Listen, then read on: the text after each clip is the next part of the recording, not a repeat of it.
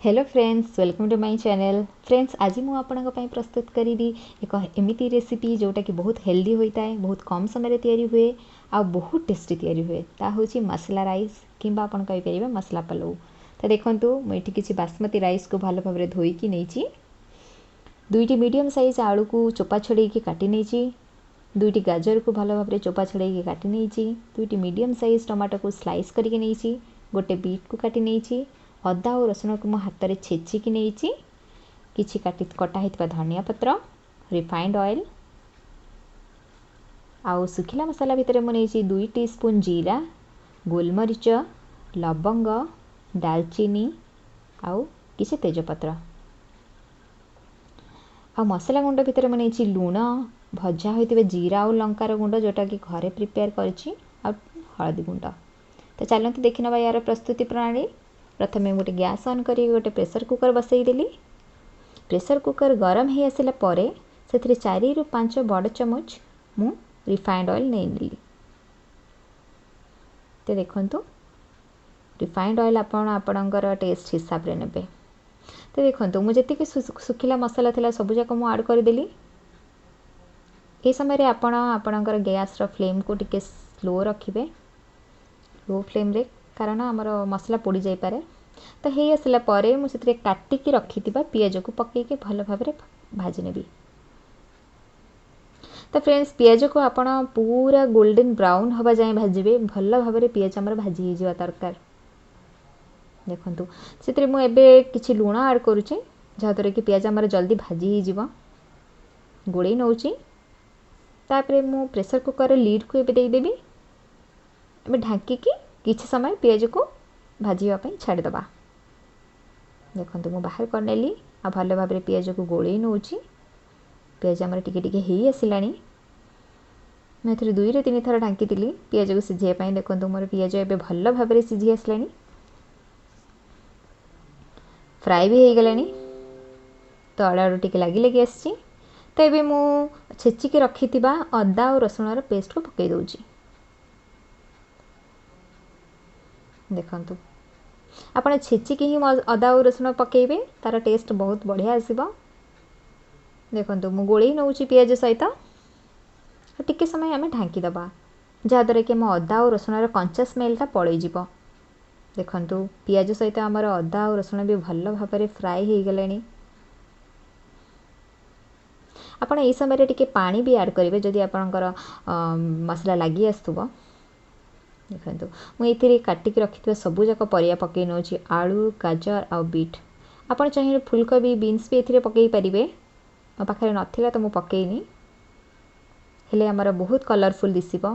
Green मटर भी आपण पकई परिवे। तो देखंतु सबु जाक परिबा को मु भल भाबरे मसला सहित गोळेई नउची।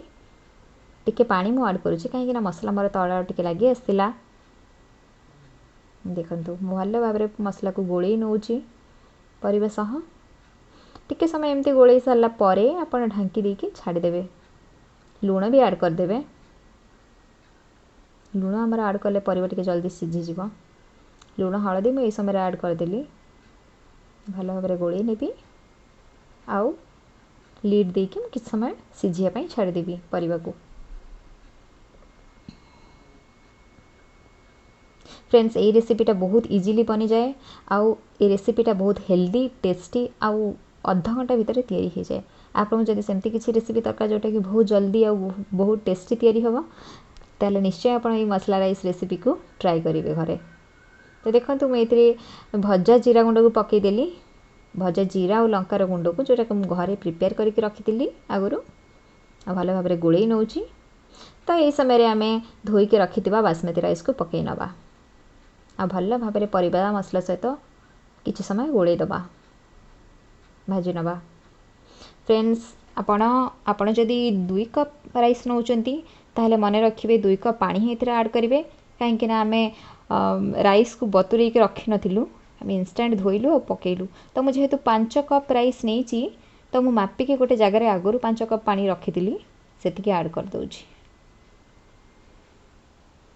5 ରୁ 5.5 कप भले मो पानी मु ऐड करची। देखंतु मु भल भाव में गोलई नौची पानी को मसला सहित। ଆପଣ ସ୍ୱାଦ ଅନୁସାରେ ଲୁଣ ଏଇଠି ଆଡ଼ କରିବେ। तापर आम gas sorry pressure cooker lid को देकी 3टी सीटी होगापाई छाड़ीदबा। मीडियम फ्लेम रे आपण 3टी सीटी देबे हेले आमर मसला राइस प्रिपेयर हो। देखो तो ये फर्स्ट सीटी लगिला, सेकेंड सीटी लगिला, ये आमर थर्ड और फाइनल सीटी लगिगला। तो या पर मु गैस रो फ्लेम को बंद करदेली और किछि समय रेस्ट देली। गैस ऑटोमेटिक रिलीज हो गला। तापर देखंतु मु खोलिली, देखंतु हमर मसला राइस एबे प्रिपेयर हो जाइए, केते सुंदर देखा जाउची और बढ़िया से सिझीची हमर मसला राइस। देखंतु फ्रेंड्स केमती गोटा गोटा होकर रही राइस आ खाइबा को बहुत टेस्टी आ बास्ना भी बहुत बढ़िया आछि। एटा आपणकर भेज बिरियानी ठू भी आहरी बहुत बढ़िया लगे। किसी मसला एथरे दरकार नहीं फ्रेंड्स, आप जानी पारते मु किसी मसला पकईनी ना, बिरियानी राइस पकईची ना आउ किसी मसला पकईची। बिरियानी मसला भी मु ऐड करनी। बहुत सहज और सुविधा राइस तैयारी हुए और बहुत हेल्दी। देखंतु मु एटिके धनिया पत्र पकई दउची आ या को आपण निश्चय घरे ट्राई करिवे आ मते केमती लागिला जणैबे कमेंट सेक्शन रे। देखंतु मु सर्विंग बाउल रे बाहर कर नेछि, केते यम्मी और डिलीशियस दिसुची हमर मसाला राइस। आपन जदि मो वीडियो भल लागितिबो ताले लाइक करिवे।